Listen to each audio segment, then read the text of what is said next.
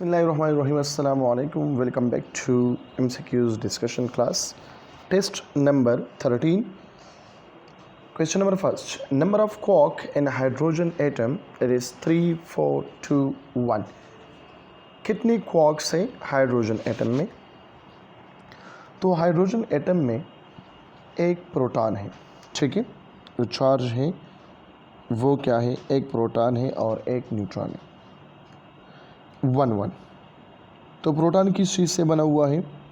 Proton बना हुआ है अप एंड डाउन क्वार्क से बना हुआ है, ठीक है। अगर हम न्यूट्रॉन की बात करें तो वो डाउन एंड अप क्वार्क से बना हुआ है। तो लिहाजा हाइड्रोजन एटम में कितने क्वार्क्स होते हैं? 3 क्वार्क्स होते हैं, ठीक है। नेक्स्ट क्वेश्चन क्या है? Find E F lambda is equal to 14 nanometer. तो फार्मूला इसके लिए क्या है? E is equal to H F, या हम लिखते हैं H C divided by lambda.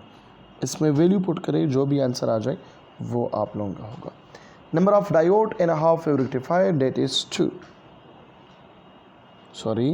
Date is 1, ठीक है। हाफ वेव रेक्टिफायर में कितने डायोड्स हैं? 1 डायोड है। 2 डायोड जो है वो फुल वेव रेक्टिफायर में है, और ब्रिज वेव रेक्टिफायर में कितने डायोड है? 4। Force exerted by unit charge is called electric flux density, current density, charge density या none of above। तो फोर्स पर यूनिट चार्ज क्या है? E is equal to F divided by Q. इसको हम क्या कहते हैं? इलेक्ट्रिक फ्लक्स डेंसिटी भी कहते हैं, क्योंकि ये बराबर है किस चीज़ के? Electric flux per unit area के बराबर है। तो लिहाजा ऑप्शन नंबर ए होगा, ठीक है। चार्ज डेंसिटी नहीं हो सकता, क्योंकि चार्ज डेंसिटी किस चीज़ के बराबर है? क्यों डिवाइडेड बाई एरिया के बराबर है। और करंट डेंसिटी किस चीज़ के बराबर है? J is equal to I divided by A के बराबर है। तो ये दोनों नहीं है, लिहाजा ऑप्शन नंबर ए करेक्ट है। Which one is true about C V and C P? C P is greater than C V, या C V is greater than C P, या C P is equal to C we?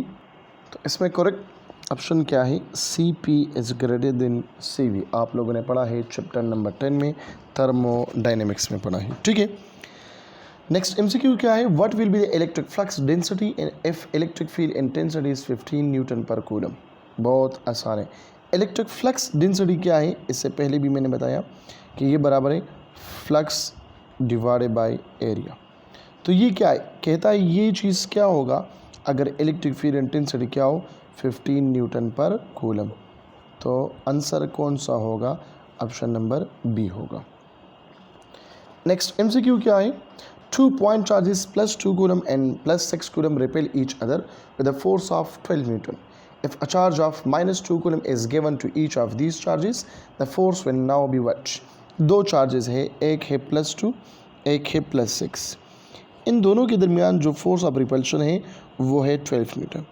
-2 charge हमने यहाँ पे लाया, -2 charge हमने यहाँ पर लाया, इससे बन गया 0 और इसमें बन गया 4। फोर्स इसमें क्या होगा? 0 होगा। सो लिहाजा ऑप्शन नंबर ए इसमें करेक्ट है। नेक्स्ट एमसीक्यू है change in potential energy per unit charge is called dash dash dash. इस कॉल्ड क्या है? देखो, change in potential energy per unit charge, इसको हम कहते हैं पोटेंशियल डिफरेंस कहते हैं, ठीक है। मतलब एक प्लेट यहाँ पे मौजूद है और एक प्लेट यहाँ पे मौजूद है। यहाँ पे फॉर एग्जांपल ये ए प्लेट, ये बी प्लेट, यहाँ पे पोटेंशियल एनर्जी ए, यहाँ पे पोटेंशियल एनर्जी बी, ठीक है। एक चार्ज पार्टिकल होकर हम लेके जाते हैं against the electric field from negative plate to positive plate, तो पोटेंशियल एनर्जी में चेंजेस आ गया। Potential energy per unit charge is known as potential difference, या work done per unit charge is known as potential difference. इस case में potential increase होगा या decrease होगा? देखो, जब प्लस क्यू को हम लेके जा रहे प्लस की तरफ पोटेंशियल इंक्रीज होगा, लेकिन जब प्लस क्यू ये नीचे आ रहा है तो पोटेंशियल क्या होगा? डिक्रीज होगा। जब नेगेटिव चार्ज नीचे आ रहा है तो पोटेंशियल इंक्रीज होगा, लेकिन जब नेगेटिव चार्ज ऊपर जा रहे पास की तरफ तो पोटेंशियल क्या होगा? डिक्रीज होगा, ठीक है। तो ये कोई चीज़ें अपने साथ याद रखें। नेक्स्ट MCQ है, a device which is used for storage of charge is called capacitor. इसको हम क्या कहते हैं, कैपेसिटर कहते हैं, ठीक है। वो डिवाइस जो चार्ज को स्टोर करता है in the form of electric intensity, इसको हम कहते हैं क्या, कैपेसिटर कहते हैं। नेक्स्ट क्या है, terminal potential is maximum from EMF। Terminal potential कब मैक्सिमम होगा, जब EMF कब होगा, देखो आपने पढ़ा EMF is equal to IR plus terminal potential. हमने कहा है कि EMF मैक्सिमम होगा इस चीज़ से, ठीक है, जब R नॉट इक्वल टू 0। लेकिन टर्मिनल पोटेंशियल कौन से केस में ग्रेटर होगी EMF से, जब बैटरी चार्ज होते हैं, बैटरी इज चार्ज, जब बैटरी चार्ज होता है तो इस केस में EMF क्या होगा, वो ग्रेटर होगा, ठीक है। नेक्स्ट क्या है, if the distance between crust and trough is 2 cm and the wave speed of the wave is 4 cm per second, then frequency will be what, so V is equal to F lambda। तो F is equal to V divided by lambda। V कितना है, 4 है, और lambda कितना है, 2 है, centimetre पर second में, ठीक है। तो इससे आएगा 2 हर्ट्ज या 2 पर second. Option number A is the correct one.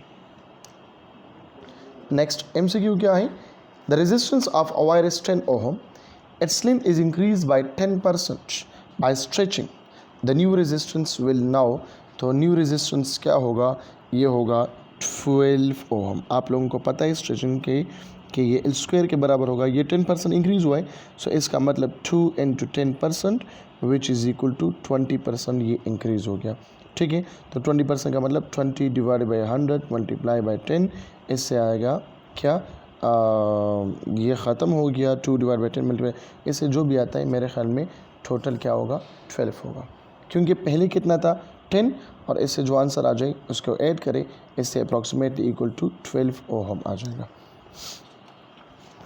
The amount of energy obtained by a power of 1 kilowatt in 1 hour, that is 3.6 multiplied by 10 power 2 जॉल, गलत है। 10 पावर 6 मिली जॉल, गलत है। 10 पावर 6 जॉल, ठीक है। 10 पावर 6 मेगा जॉल, गलत है, ठीक है।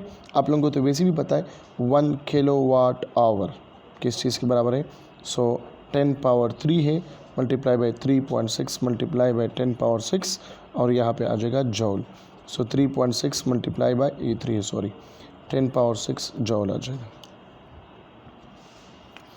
Unit of magnetic flux density, तो मैग्नेटिक फ्लक्स डेंसिटी किस चीज़ के बराबर है, देखो मैग्नेटिक फ्लक्स बराबर है B.A। मैग्नेटिक फ्लक्स डेंसिटी बराबर होगा B के flux B divided by area. तो इसका एक यूनिट हो सकता है वेबर पर मीटर स्क्वायर, इसका दूसरा यूनिट हो सकता है टेस्ला, इसका तीसरा यूनिट हो सकता है Newton per ampere per metre, ठीक है। इसका चौथा यूनिट हो सकता है dyne into statampere into centimeter, ठीक है, ये भी हो सकता है। तो अक्सर ये MCQs में आ जाते हैं, ये MCQs में आते हैं, और ये MCQs में आते हैं। ये कहाँ से आ गए, देखो F is equal to ILB है कि नहीं, ये so B is equal to F divided by IL से मैंने निकाल लिया। टेस्ला आप लोग जानते हैं, ठीक है, और वेबर पर मीटर स्क्वायर यहाँ से आ गया। मैग्नेटिक फ्लक्स डेंसिटी को हम मैग्नेटिक इंडक्शन भी कहते हैं, मैग्नेटिक फील्ड इंटेंसिटी भी कहते हैं, ठीक है। नेक्स्ट MCQ क्या है, dimension of momentum is same as rate of impulse. सबको पता है कि ये इम्पल्स के बराबर है।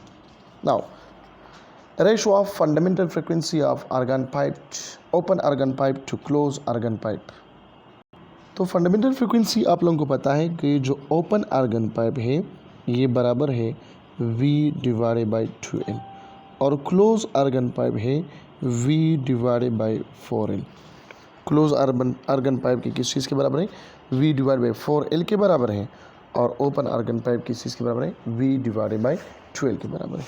सो इसे मालूम करें, ठीक है, V divided by 2L divided by V divided by 4L, तो इससे क्या आएगा V divided by 12 multiply by 4L divide by V, तो क्या हो जाएगा, v के साथ ख़त्म, l के साथ ख़त्म, इससे आएगा 2:1, 2 1 ज़ा 2, 2 2 ज़ा 4, सो 2:1 इसका आंसर है। नेक्स्ट MCQ क्या है, water waves are progressive wave, transverse wave, longitudinal wave या नन ऑफ अबव। इसमें देखो प्रोग्रेसिव वेव की भी टाइप्स है, ट्रांसवर्स और लॉन्गिट्यूडनल, लेकिन जो बेस्ट ऑप्शन है और करेक्ट ऑप्शन है ये कौन सा है कि ये ट्रांसवर्स इन नेचर है। ठीक है, water waves on the surface पे वो क्या होगा, ट्रांसवर्स इन नेचर होगा। सो ऑप्शन नंबर बी ये करेक्ट है। आप लोग इसी बुक में देख सकते हैं, ये ऑलरेडी मेरे बुक का ही MCQs उठाए हैं। Spin off photon, half, full, quarter या नन ऑफ अबव, आपने पढ़ा है फॉर्म मॉडल में, जो लास्ट टॉपिक है सेकेंड ईयर का, बिल्कुल लास्ट पेज पे, क्वार्क्स, लेप्टॉन, बोजान वगैरह।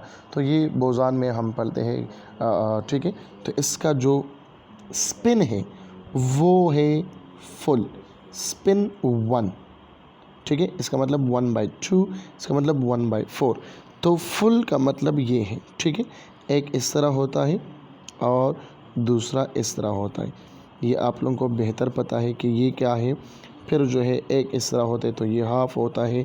ठीक है, क्वार्टर किस तरह होते हैं आप लोगों ने इसको केमिस्ट्री में भी पढ़ा है।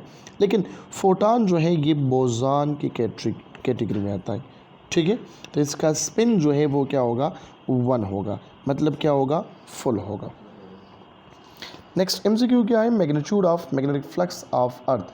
ऑलरेडी ये पहले भी बता चुका हूँ और ये क्वेश्चन जो है वो रिपीट हुआ है, 0.5 गॉस के बराबर है। ऑप्शन नंबर सी।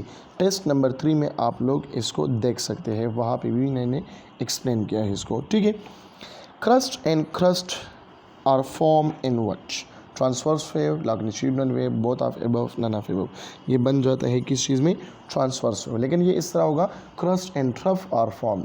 क्रस्ट और ट्रफ कहाँ पे पैदा होता है, ये ट्रांसवर्स वेव में पैदा होता है। ठीक है, which equation is correct for kinetic energy, kinetic energy is directly proportional to m, inversely proportional to m, inversely proportional √m या बोथ a एंड b। तो हमें पता है कि kinetic energy is equal to 1/2 mv², kinetic energy is equal to p² divided by 2m। तो इसमें क्या है, kinetic energy is directly proportional to m जब v कांस्टेंट हो, और इसमें क्या है, kinetic energy is inversely proportional to mass अगर p कांस्टेंट हो।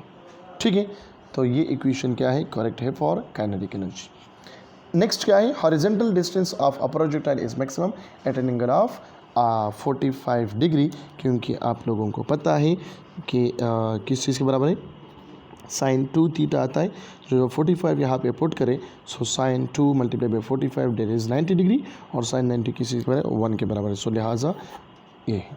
यूनिट ऑफ पावर वाट भी हो सकता है।